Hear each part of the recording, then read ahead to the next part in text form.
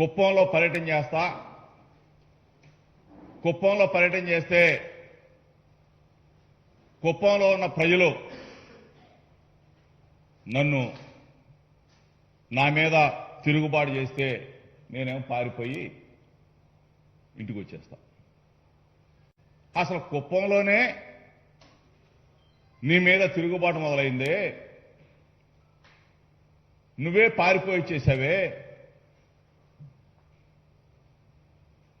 Party శ్రేణులకు మాత్రం నిన్న ధైర్యాన్ని నోరపోస్తా ఉన్నాడు. కొట్లాడాలంట, పోట్లాడాలంట, కేసులు పెట్టించుకోవాలంట, జైలుకి వెళ్లాలంట. ఈయనకేమో వయసు అయిపోయింది, వీళ్ళ కొడుకేమో పనికి రాని చవట, దద్దమ్మ, పప్పు, తుప్పు. వీళ్ళు మాత్రం బలైపోవాలి. అసలు సెప్టెంబర్ 1వ తారీఖున ఈ మహనీయుడు అధికారం చేపట్టంట, ముఖ్యమంత్రి పదవి చేపట్టి 27 సంవత్సరాలు అయిందంట. సెప్టెంబర్ 1వ తారీఖున 27 సంవత్సరాల ఈయన ముఖ్యమంత్రి. ఆ 27 సంవత్సరాల క్రితం ఒకసారి దానిని పండగ చేసుకుంటున్నాడు. పండగ 27 సంవత్సరాల క్రితం తెలుగుదేశం పార్టీ అధ్యక్షుడిని, ఆనాటి ముఖ్యమంత్రి నందమూరి తారక రామారావుని వెన్నుపోటు పొడిచి ఆ పార్టీ లాక్కొని ముఖ్యమంత్రి పీఠమెక్కి పండగ చేసుకుంటూ మళ్ళీ ఎన్టీ రామారావు గురించి చెప్పే కార్యక్రమం. ఎంత సిగ్గుగా, లజ్జగా, ఒక నికృష్టుడు, ఒక దుర్మార్గుడు, ఒక దుష్టుడు ఎన్టీ రామారావుని చంపిన రోజు, అంటే వెన్నుపోటు పొడిచి ఆ పార్టీని లాక్కొని ఆ సీట్లో కూర్చున్న రోజును పండగ చేసుకుంటాడా? ఇది న్యాయమా అని చెప్పేసి రాష్ట్ర ప్రజలను అడుగుతా ఉన్నా. రాష్ట్రంలో ఉన్న ప్రజలను గమనించమని కోరుతా ఉన్నా. నిన్న సెప్టెంబర్ 2వ తారీఖు తెలుగుదేశం పార్టీ విస్తృత స్థాయి సమావేశం అంట. విస్తృత స్థాయి. సెప్టెంబర్ 2 అనగానే మనసున్న మంచి మనిషి, ప్రజల గుండెల్లో చిరకాలం చెరగని ముద్ర వేసుకున్న డాక్టర్ వైఎస్ రాజశేఖర రెడ్డి గారి వర్ధంతి. ఆయన చనిపోయి 13 సంవత్సరాలు అవుతా ఉన్నా ఆయన్ని గుండెల్లో పెట్టుకొని సెప్టెంబర్ 2వ తారీఖున ఆ మహనీయుడికి ఊరు వాడ, ప్రతి ఊరిలో ప్రజలందరూ కూడా, మన రాష్ట్రంలోనే కాదు, భారతదేశంలోనే కాదు, ప్రపంచంలో ఉన్న తెలుగు ప్రజలందరూ కూడా ఆ మహనీయుడిని జ్ఞప్తికి తెచ్చుకునే రోజు, ఆ మహనీయుడికి నివాళులు అర్పించే రోజు, ఆ మహనీయుడికి జోహార్లు అర్పించే రోజు, ఒక క్షణకాలం పాటు ఆ మహనీయుడి గురించి కళ్ళ వెంట నీళ్లు తిరిగే రోజు. 5 సంవత్సరాల 3 నెలల కాలమే ముఖ్యమంత్రిగా పరిపాలన చేసిన 75 సంవత్సరాల స్వతంత్ర భారతదేశ చరిత్రలో ఏ రాష్ట్రంలో ఏ ముఖ్యమంత్రి కూడా చేయనటువంటి మహోన్నత కార్యక్రమాలు చేసి ప్రజల నుంచి దూరమైన ఆ మహనీయుడిని జ్ఞప్తికి తెచ్చుకునే రోజు. ఆ రోజున నిన్న మాట్లాడతాడు. ఎక్కడ రాజశేఖర రెడ్డి గారి గురించి ప్రజలందరూ కూడా మరలా ధ్యానం చేసుకుంటారో, మననం చేసుకుంటారో, గుర్తుకు తెచ్చుకుంటారో, దాన్ని కొంచెం డైవర్ట్ చేయాలని చెప్పేసి తెగ తపన పడిపోయాడు ఈ నారా చంద్రబాబు నాయుడు. ఉదయం నుంచి సాయంత్రం దాకా తిట్లపురాన్ని ఆయన లంకించుకున్నాడు. 2 లక్షల కోట్ల రూపాయలంట అవినీతి జరిగిందంట, దోపిడీ జరిగిందంట. నారా చంద్రబాబు నాయుడికి సవాల్ చేస్తా ఉన్నాం. నీకు దమ్ముంటే, నీకు నిరూపించే సత్తా ఉంటే ఛాలెంజ్ టు నారా చంద్రబాబు నాయుడు రమ్మని అడుగుతా ఉన్నా. 2 లక్షల కోట్ల రూపాయలు దోపిడీ కాదు చంద్రబాబు, 2 లక్షల కోట్ల రూపాయలు డైరెక్ట్ బెనిఫిట్ ట్రాన్స్ఫర్ డీబీటీ ద్వారా ఈ డిసెంబర్ నాటికి 2 లక్షల కోట్ల రూపాయలు chief minister to common men, CM to CM ప్రజల దగ్గరికి వెళుతున్న ఈ శుభ సందర్భం. ఇది పండుగ రోజు. 2 లక్షల కోట్ల రూపాయలు ఎప్పుడైనా ఎక్కడైనా చూసారా? ఎప్పుడైనా విన్నావా చంద్రబాబు నాయుడు? ముఖ్యమంత్రి గారు బటన్ నొక్కగానే నేరుగా అక్క చెల్లెమ్మల అకౌంట్లోకి, అన్నదమ్ముల అకౌంట్లోకి, రైతన్నల అకౌంట్లోకి డబ్బులు వెళ్లే పరిస్థితులు ఎప్పుడైనా నువ్వు కల కన్నావా నారా చంద్రబాబు నాయుడు అని అడుగుతా ఉన్నా. 2 లక్షల కోట్ల రూపాయలు డిసెంబర్ నాటికి, ఈ పాటికి 1,70,000 కోట్ల రూపాయలు ప్రజలకు చేరువైనాయి. డిసెంబర్ నెల నాటికి ఆ 30,000 కోట్లు అంటే 2 లక్షల కోట్ల రూపాయలు డీబీటీ ద్వారా ప్రజలకి నేరుగా వెళుతున్నాం. ఈ పరిస్థితుల్లో ఇది ఒక ప్రభుత్వం మీద బురద చల్లాలి. ఎవడో చెప్తాడు శాండు మైను వైన్, నీ ప్రభుత్వం అన్నయ్యా, నువ్వు దోచుకుంది. నువ్వేం చేశావు? నీ అవినీతి మీద కోర్టులకు వెళ్ళావు, స్టేలు తెచ్చుకున్నావు. స్టేలు విత్డ్రా చేసుకునే దమ్ము నారా చంద్రబాబు నాయుడుకుందా? సిబిఐ ఎంక్వైరీ కోరతావా? బొక్కలోకి వెళ్ళిపోతావు. ఆ దమ్ము నీకుందా? ఛాలెంజ్ చేస్తాం. ఈ రోజున ప్రజల్ని పక్కదారి పట్టించే కార్యక్రమం. ఏం మాట్లాడుతా ఉన్నావు నువ్వు? ఏం చెప్తా ఉన్నావు?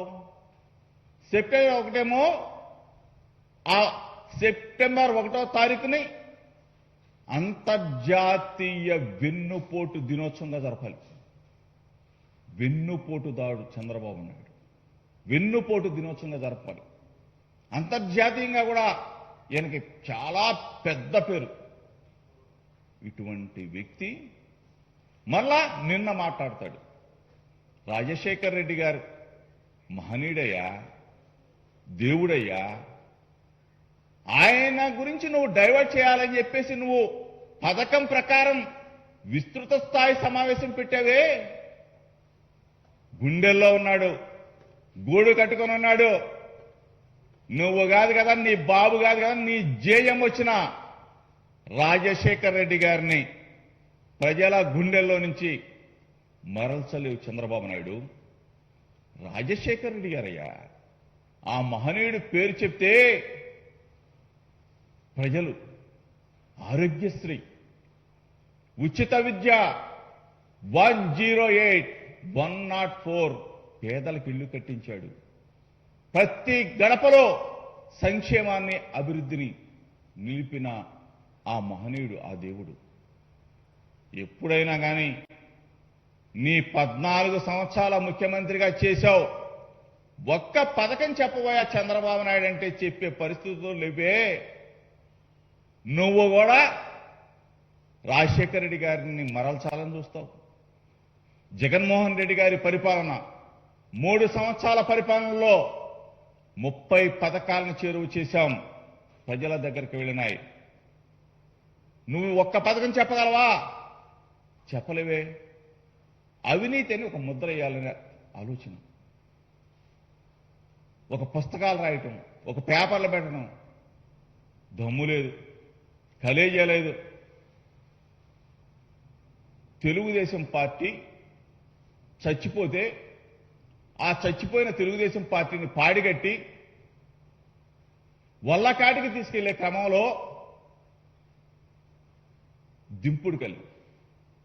దింపుడు కళ్ళెం ఆశ అనేది ఉంటుంది.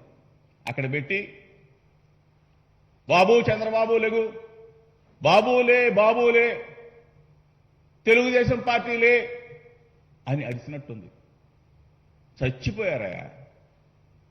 తెలుగుదేశం పార్టీ వల్లకాటికి వెళ్ళిపోతా ఉంది.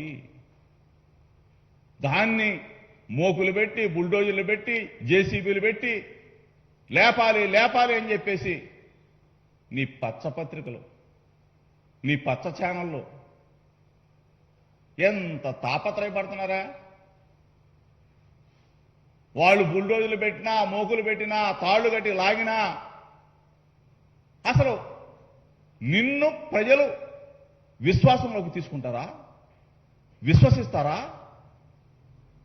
నీ గురించి తెలియదా ప్రజలకి? నేనేదో అభివృద్ధి సంక్షేమాలు చేసేశాను, దాన్ని నేను రాగానే మొత్తం కూడా ఇంకా రెట్టింపు చేస్తాడంట. ఏం నువ్వు చేసేది?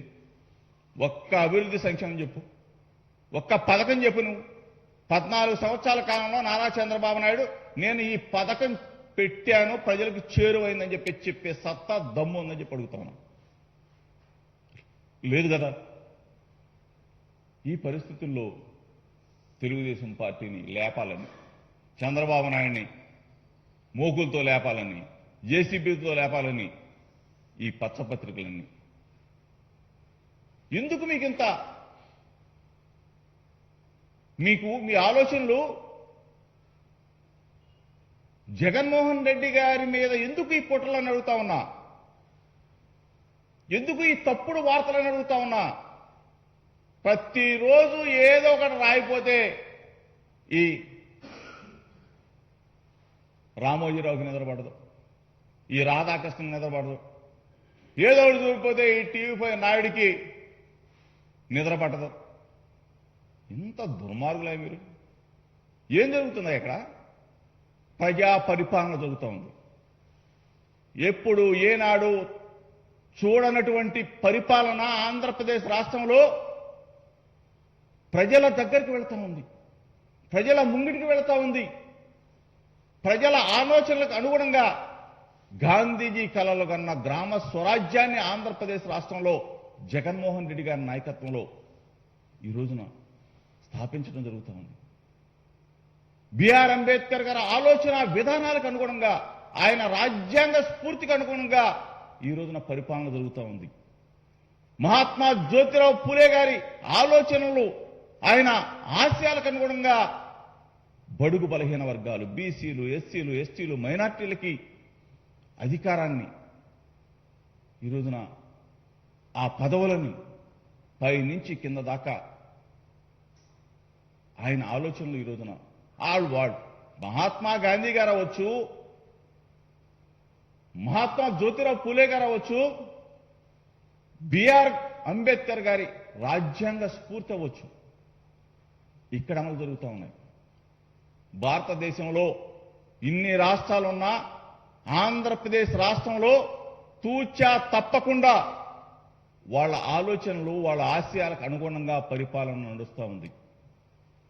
ఇటువంటి ప్రభుత్వం మీద బురద జల్లే కార్యక్రమం, 2 లక్షల కోట్ల రూపాయలు డైరెక్ట్ గా ప్రజల దగ్గరికి వెళ్తా ఉంటే దాన్ని చూపించరు, దాన్ని చెప్పరు. ఏదో పనికి మాలిన పేపర్లు తీసుకొచ్చి 2 లక్షల కోట్ల అవినీతి అనగానే ఓదరగొట్టే కార్యక్రమం. ఈ రాధాకృష్ణ, ఈ రామోజీరావు, ఈ టీవీ నాయుడు, బుద్ధి లేదా మీకు? ఎక్కడో హైదరాబాద్లో కూర్చొని పనికిమాలిన రాతలు రాస్తూ, పనికిమాలిన వార్తలు చూపిస్తూ పబ్బం గడుపుకుంటా ఉన్నారే. మీకు మీ ఆటలో మీ సాగవిక ఎన్ని చేసినా, ఇన్ని రెచ్చగొట్టే మాటల్లో మీరు మీ పార్టీ శ్రేణులకు పంపించినా వాళ్ళని ఉత్తేజితం చేయాలని చెప్పేసి మీరు తాపత్రయపడ్డా చంద్రబాబు నాయుడు కుప్పంలోనే కుదేలైపోయావు, కుప్పంలోనే పారిపోతున్నావు. చాప దిండు సర్దుకొని నిన్న అసలు నాకు వద్దురా బాబు, కుప్పంలో నువ్వేమి చేయలేదని చెప్పేసి అక్క చెల్లెళ్ళ అన్నదమ్ములు ఎమడబడుతున్నారే, తరిమి కొడుతున్నారే. నువ్వు వచ్చి మీ శ్రేణులకి పోరాడండి, జైలుకి వెళ్ళండి, కేసులు పెట్టించుకోండి, నేను చూస్తాను, కేసుల్లో నేను ఫైట్ చేస్తాను, లీగల్గా నేను పెడతాను, డబ్బులు పెడతాను, కోట్ల రూపాయలైనా కానీ కుమ్మరిస్తాడంట. వాస్తవం. మేనేజ్ చేస్తావు, వ్యవస్థలను మేనేజ్ చేయడంలో దిట్ట కదా నువ్వు. ఏదైనా చేయగలవు. నీకు అవినీతి సొమ్ముంది, దోచుకున్నావు, పబ్బం గడుపుకుంటా ఉన్నావు. నువ్వు ఎన్ని అరిచికి పెట్టినా, తల్లకిందులుగా తపస్సు చేసిన వైఎస్ఆర్ కాంగ్రెస్ పార్టీని, జగన్మోహన్ రెడ్డి గారిని టచ్ కూడా చేయలేదు. పారిశ్రామికంగా అంట వెనుకబడిపోయింది. ఏం వెనుకబడింది? హెట్రో వాళ్ళు, అరబిందో వాళ్ళు, భారతీయ సిమెంట్స్, ఇంకా మెడికల్ సెజ్ కూడా పెద్ద ఎత్తున. పారిశ్రామికంగా ఆంధ్రప్రదేశ్ రాష్ట్రంలో పెట్టుబడులు పెడతానికి ముందుకు వస్తూ ఉన్నారు, పరిశ్రమలు పెట్టడానికి ముందుకు వస్తూ ఉన్నారు, పోర్ట్స్ నిర్మాణం జరుగుతూ ఉంది. పెద్ద ఎత్తున అభివృద్ధి సంక్షేమం రెండు కూడా బ్రహ్మాండంగా నడుస్తున్న ఈ పరిస్థితుల్లో వాళ్ళందరినీ చూసి కడుపు మంట. వాళ్ళు రాకూడదు, వాళ్ళు ఇక్కడ పెట్టకూడదు. నువ్వెన్ని అరిచికి పెట్టినా ఈ వాళ్ళ కాటికి నిన్ను మోసుకెళ్లే క్రమంలో తెలుగుదేశం పార్టీ వెంటిలేటర్ కాదు, మొత్తం అయిపోయింది. తిట్టు తిట్టకుండా నిన్న తిట్టే కార్యక్రమం. ఆడెవడో 4 మాటలు రాసుకొచ్చాడు, పయ్యావుల కేసు. ఇంకోడెవడో అచ్చియా బుచ్చియా, గాలి ధూళి బూళి కలిసిపోతారు కదా, కొట్టుకెళ్ళిపోతారు. ప్రజల ఆలోచనలు, ప్రజల ఆకాంక్షలు నెరవేరుస్తున్న ప్రభుత్వం జగన్మోహన్ రెడ్డి గారి ప్రభుత్వం. ఎక్కడో నీ సామాజిక వర్గమో, నీ కులమో, నీ బంధుమిత్రుల్లో ఉన్న దగ్గర పెట్టుబడులు పెట్టరు, కట్టడాలు కట్టరు. ఒకచోటే 4-5 లక్షల కోట్ల రూపాయలు కుమ్మరించరు. ప్రజలందరికీ చేరుకోవాలి. ప్రజాధనం ప్రజలకు వెళ్ళాలి, నీ కులం దగ్గరికి రాదు. జగన్మోహన్ రెడ్డి గారు చేస్తుంది అదే. ఈ రోజున ప్రతి గడపలో అభివృద్ధి కావాలి, ప్రతి గడపలో సంక్షేమం కావాలి, ప్రతి గడపలో ఉన్న పిల్లలు చదువుకోవాలి, ప్రతి గడపలో ఉన్న అక్కా చెల్లి సంతోషంగా ఉండాలి. ప్రతి వర్గం, బీసీలు, ఎస్సీలు, ఎస్టీలు, మైనార్టీలు, ఇది మా ప్రభుత్వం, మా జగన్మోహన్ రెడ్డి గారి ప్రభుత్వం అని చెప్పి ఎందుకు చెప్పుకుంటా ఉన్నారు? వాళ్ళకి సంక్షేమ ఫలాలు చేరువవుతా ఉన్నాయి.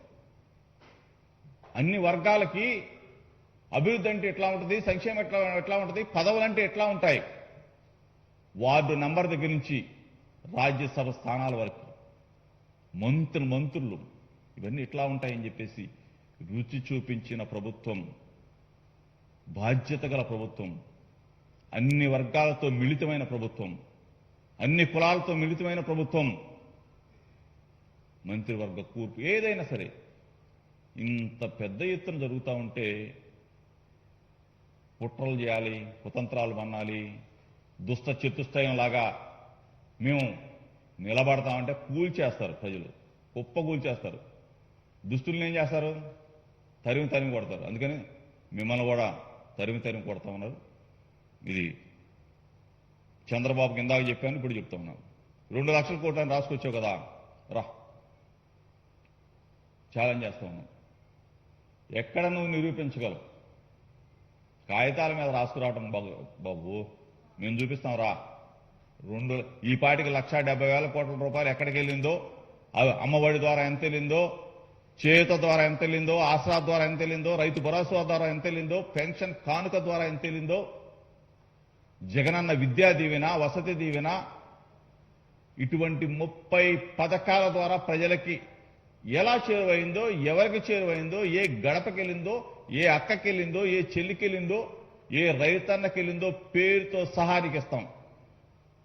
ఛాలెంజ్. నువ్వు రా మరి, మేము ఎక్కడ అవినీతి చేసాం చెప్పు. ఎప్పుడో బొక్కలోకి వెళ్ళేవాడు, స్టీల్ తెచ్చుకుని ఆగిపోయావు.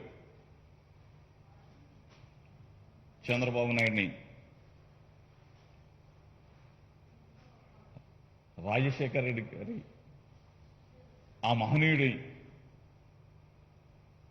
ఆ గుండెల్లో నుంచి ఏదో కొంచెం తప్పించాలనేది చూసినట్టున్నాడు. నేను ఇంకా చరిత్ర ఉన్నంత వరకు చరిత్ర పుటల్లో వైఎస్ఆర్ గారు ఎప్పుడు కూడా చెరగని ముద్రతో చిరునవ్వుతో ఉంటాడని చెప్పేసి తెలుపుతూ సెలవు తీసుకుంటారు.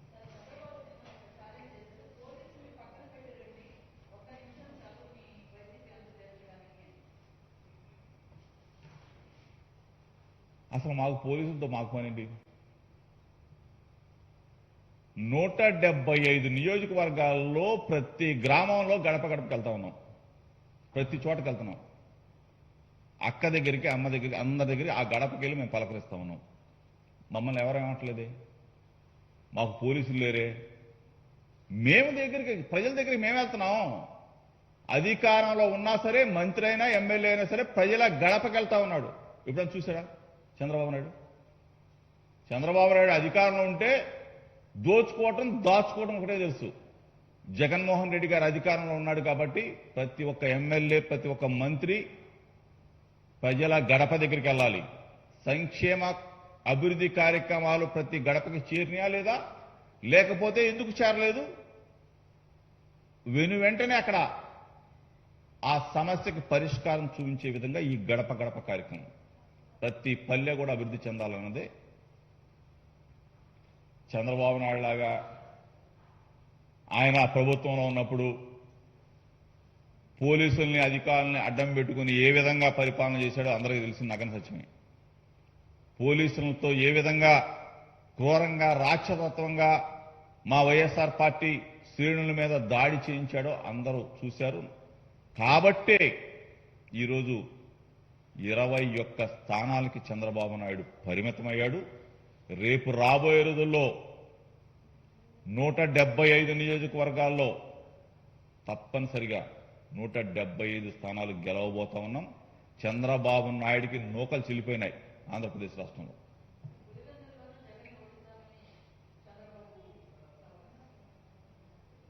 అసలు కుప్పంలో చూసుకోవాలంటే పులివెందులను టచ్ చేయగలవు నువ్వు? పులివెందుల నియోజకవర్గంలో టచ్ చేయగలిగే దమ్ము ఈ నారా చంద్రబాబు నాయుడుకు ఉందా? నీ కుప్పంలోనే నీకు దిక్కు లేదు, నీ కొడుకున్న మంగళగిరిలో నీకు దిక్కు లేదు, నువ్వు పులివెందుల గురించి ఎందుకు ఆలోచిస్తావు చంద్రబాబు నాయుడు? పులివెందుల అనే మాట టచ్ చేయలేవు. ఏదో సొల్లు మాట అయితే చెబుతాడు, పులివెందులకు వెళ్తా, జగన్మోహన్ రెడ్డి గారిని మీద ఓడిస్తా. ఏంది నువ్వు? కుప్పంలోనే కుదేలైపోయావు. ఒక్క సీట్ లేదు మున్సిపల్ ఎలక్షన్లో. జడ్పీటీసీ లేరు, ఎంపీపీ లేరు, సర్పంచ్ లేరు. నిన్నగాక మనం వెళ్తే ప్రజలంతా కూడా తిరుగుబాటు చేశారు. నువ్వు అసలు మాకు వద్దు పో అంటున్నారు. సాపాదిని సర్దుకొని ఇక్కడ ఎత్తుకుంటున్నాడు ఏదో నియోజకవర్గం. ఎక్కడ పోటీ చేయనా చంద్రబాబు నాయుడు పని అవుట్.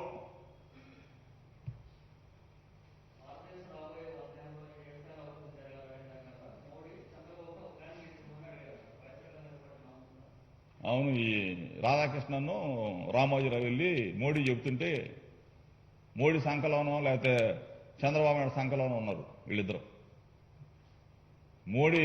మోడీ గారు చంద్రబాబుతో మాట్లాడుతుంటే మోడీ సంఖలో ఒకడున్నో, చంద్రబాబు నాయుడు సంఖలో రామోజీరావు, రాధాకృష్ణ ఉన్నారు.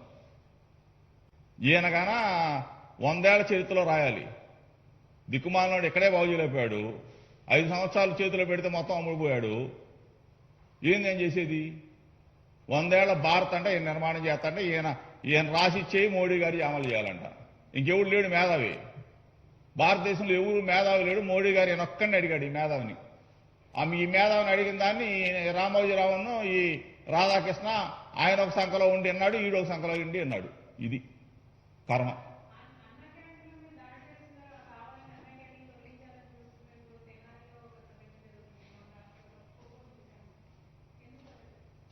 అసలు అన్నా క్యాంటీన్లు ఎక్కడ ఉన్నాయి? అసలు అన్నా క్యాంటీన్లు ఎక్కడ పెట్టాడు బాబు? ఎన్ని పెట్టాడు? ఎంతమందికి భోజనం పెట్టాడు అన్న క్యాంటీన్లో? లిస్టు తీయమనండి.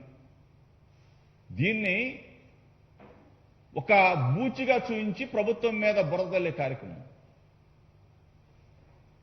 దీన్ని గొడవలు సృష్టించాలి. కుప్పంలో అన్నా క్యాంటీన్ పెట్టు. ఎంతమంది పెడతావయ్యా? ఎంతమంది పెడతావు? తెనాల్లో పెడతావు. ఎంతమంది పెడతావు? మరి మీరు పెట్టే పోటుగాళ్ళు అయితే 5 సంవత్సరాలు పరిపాలన చేశారు కదా, ఎన్ని అన్న క్యాంటీన్ పెట్టారు? ఎంతమంది పెట్టారు? ఎంతమంది మీకు భోజనం చేస్తే మీకు అసలు ఎందుకు ఓట్లు ఇలా? సిగ్గు లేకుండా ఇది ఒక అన్నా క్యాంటీన్. ఎన్టీ రామారావును పొడి చేశారు, అన్నా క్యాంటీన్. ఏంది సిగ్గులేని మాటలు? ఈ వీడియోపై మీ కామెంట్ తప్పకుండా తెలియచేయండి. ఇలాంటి మోర్ ఇంట్రెస్టింగ్ అప్డేట్స్ కోసం మా ఛానల్ సబ్స్క్రైబ్ చేయడం మర్చిపోకండి.